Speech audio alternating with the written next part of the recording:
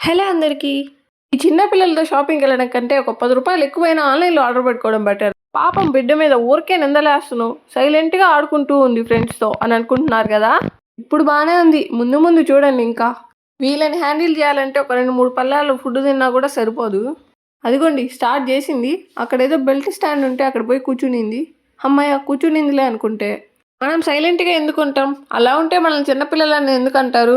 అంటే అక్కడ పెత్తరేషాలన్నీ ఏస్తా ఉన్నింది. ఆ బెల్ట్ లాగడం, బాటిల్ కిందేయడం అలాగా. అక్కడ వద్దులే అని చెప్పి వేరే దగ్గరికి తీసుకెళ్ళాను. ఇదిగోండి ఇంకా రన్నింగ్ రేస్ స్టార్ట్ చేసింది. నన్ను చూస్తే ఇంకా ఎక్కువ పరిగెత్తుతా ఉంది.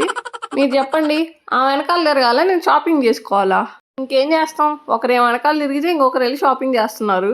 ఈ దెబ్బతో ఇంక 4, 5 నెలలు నేను షాపింగ్‌కెళ్ళను. నేను క్యాప్చర్ చేసింది 10% మాత్రమే. ఇంకా చాలా ఉన్నింది. ఇంక మీరే అర్థం చేసుకోండి ఇంకెంత అల్లరి చేసుంటుందో. సర్లేండి. ఏదో నా ఫ్రస్ట్రేషన్ మీతో చెప్పుకున్నాను. మా పాప వెళ్ళిపోతుంది. నేను ఆమెను పట్టుకోవాలి. ఈలోపు మీకు ఈ వీడియో నచ్చినట్లయితే సబ్స్క్రైబ్ చేయండి.